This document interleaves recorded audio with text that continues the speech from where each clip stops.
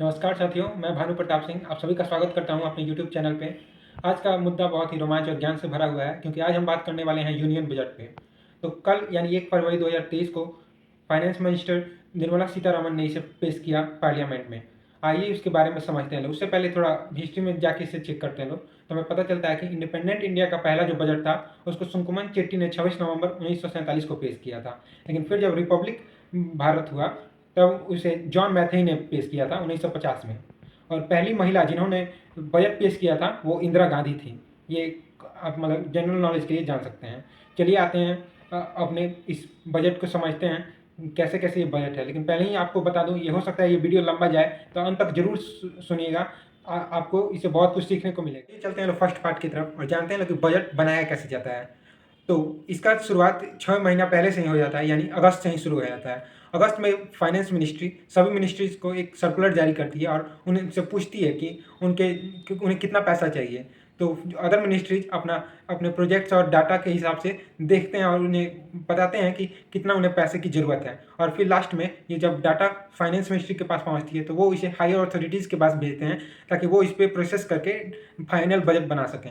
और फिर लास्ट में जब ये जनवरी तक बन जाता है तो इसे जनवरी में प्राइम मिनिस्टर और फाइनेंस मिनिस्टर मिल के फाइनल बजट तैयार करते हैं, जिसे 1 फरवरी के हर साल 1 फरवरी को बनाया जाता है, लागू किया जाता है भारत। आइए समझते हैं सेकंड पार्ट को कि बजट को कैसे प्रेजेंट किया जाता है। तो हर साल 1 फरवरी को इसे प्रेजेंट किया जाता है पार्लियामेंट में, लेकिन उससे पहले 31 जनवरी को इस फाइनेंस मिनिस्ट्री एक सर्कुलर जारी करती है जिसमें वो इकोनॉमिक सर्वे ऑफ इंडिया जारी करती है, जिसमें वो बताती है कि इंडिया ने क्या क्या काम किया है, वो कहाँ पे इसे ले जाने वाले हैं और इन्होंने कैसे इन्फ्लेशन से लड़ा, आगे कैसे लड़ेंगे, डेप्थ कितने हम लोग लोन में डेप्थ में फंसे हुए हैं लोग, या फिर और क्या क्या करने वाले हैं। इन सब पे एक फाइनेंस मिनिस्ट्री एक सर्वे जारी करती है जिसे हम लोग इकोनॉमिक सर्वे ऑफ इंडिया कहते हैं लोग। आप इसे इस लिंक पे जाके जान फरवरी को हर साल हम लोग जब प्रेजेंट करते हैं लोग बजट को, तो इसमें 2 पार्ट्स होते हैं। एक होता है अनाउंसमेंट का पार्ट और सेकंड होता है अकाउंट्स का पार्ट। तो अनाउंसमेंट में बताया जाता है कि इंडिया का रोड मैप आगे के लिए सिचुएशंस के लिए क्या रोड मैप होगा इंडिया का, उसमें उसको अकाउंट्स में बताया जाता है, अनाउंसमेंट में बताया जाता है। इसका आप इस एग्जांपल से समझ सकते हैं लोग कि पिछले साल के बजट में इंडिया ने बताया कि 2030 तक इंडिया एक सोलर पावर्ड कंट्री बन जाएगा। इसके लिए 19,500 करोड़ पैसे अलॉट किए गए सरकार द्वारा। तो ये आता है अनाउंसमेंट में। और इसी का जो सेकंड पार्ट आता है अकाउंट्स। अकाउंट्स के 3 पार्ट होते हैं। पहला होता है रिसिप्ट बजट, दूसरा होता है एक्सपेंडिचर बजट और तीसरा होता है demand for the receipt of the central government. तो जो पहला पार्ट है रिसिप्ट बजट, उसमें ये बताया जाता है कि देश के पास कहाँ कहाँ से कितना कितना पैसा आने वाला है। जैसे कि अगर आप समझे तो इसका पहला जो आने वाला है तो इनकम टैक्स से आता है, जीएसटी से आता है, फीस से आता है, पेनल्टी से आता है, लोन से आता है। इन सबको इसी में इंक्लूड किया जाता है। मतलब देश के पास कहाँ कहाँ से कितना पैसा आएगा। सेकंड पार्ट जो होता है एक्सपेंडिचर बजट, मतलब देश इसे कहाँ कहाँ खर्च करने वाला है। इसमें इसे आप समझ सकते हैं इस लिंक पे जाके कि। और जो थर्ड पार्ट आता है इसमें बताया जाता है कि किस किस मिनिस्ट्री को किस किस काम के लिए कितना पैसा मिलेगा, ये थर्ड पार्ट में बताना होता है।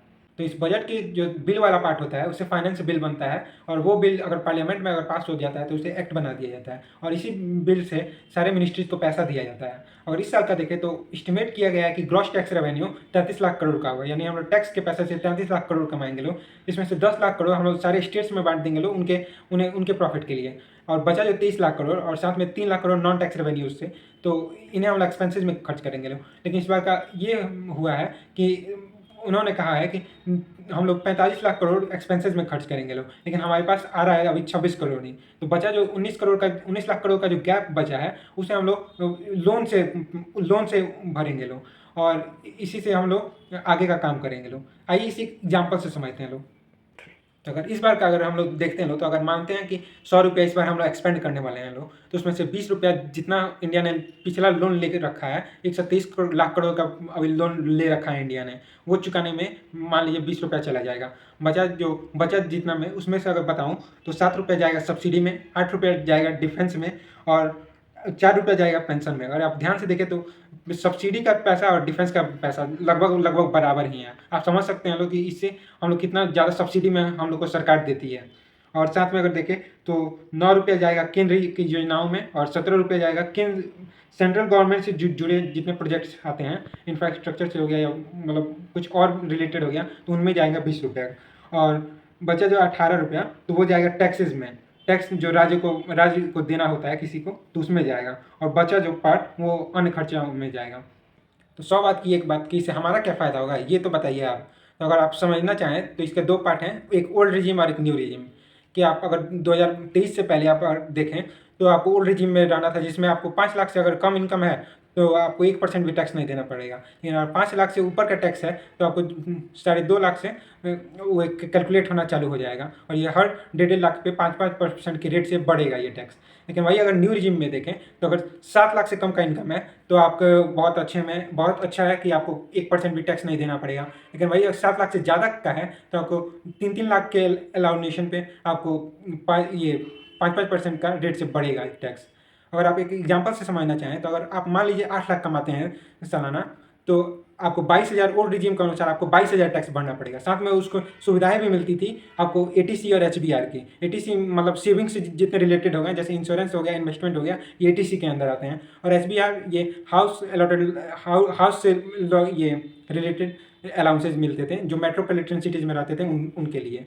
तो आपको ओल्ड रीजन में कहीं ना कहीं से एक फ़ायदा ही था। लेकिन न्यू रीजन में अगर आए तो अगर 7 लाख से शुरू होता है ये, और इसमें देखें तो 8 लाख पे आपको 35,000 टैक्स भरना पड़ेगा, और साथ में इसमें आपको कोई किसी तरह का कोई बेनिफिट भी नहीं मिलेगा ये सेविंग से रिलेटेड या फिर किसी हाउसिंग अलाउंसेस से रिलेटेड। तो कहीं साफ साफ देखें तो आपका अगर 7 लाख से कम कमाते हैं तो आपका मौज ही मौज है, और 7 लाख से ज़्यादा कमाते हैं तो आपका पैसा पूरा सरकार लूटने वाला है। तो मतलब सरकार बस यही चाहता है कि आप सेविंग ना करें। इस साल न्यू रिजिम में बस यही चाहता है कि आप सेविंग ना करें और ज़्यादा से ज़्यादा पैसा एक्सपेंड करें, ताकि सरकार को इससे फ़ायदा हो, मार्केट में ना जल्दी से ज़्यादा पैसा आए। इसका एक और भी नुकसान है कि अगर आप जॉब करते हैं तो आपको बहुत फ़ायदा है कि आप ओल्ड रिजिम और न्यू रिजिम में कभी भी आप शिफ्ट कर सकते हैं। लेकिन अगर कॉमन पीपल हैं या फिर आप बिजनेस करते हैं तो आपको बहुत ज़्यादा घाटा है, क्योंकि एक बार आप ओल्ड रिजिम से न्यू रिजिम में आ गए तो आप फिर से ओल्ड रिजिम में नहीं जा सकते हैं। तो यही था बजट का कहानी। अब आशा करता हूँ आप लोगों को ये वीडियो समझ में आया होगा, और ऐसे ही हम लोग न्यू वीडियोस लाते रहेंगे लोग। जैसा कि आप लोगों से वादा किया था, हम लोगों ने न्यू माइक भी ले लिया है, हम लोग का स्टूडियो भी बन ही रहा है धीरे धीरे। तो तब तक के लिए, और एक और बात कि अगले सप्ताह में बहुत सारे हम लोग वीडियोस, बहुत सारे मुद्दों पर हम लोग बात करने वाले हैं लोग। तो लगभग हर 2 दिन में एक वीडियो आ ही जाएगा अगले सप्ताह में। तो उसके लिए तैयार रहिएगा लोग। तब तक के लिए धन्यवाद।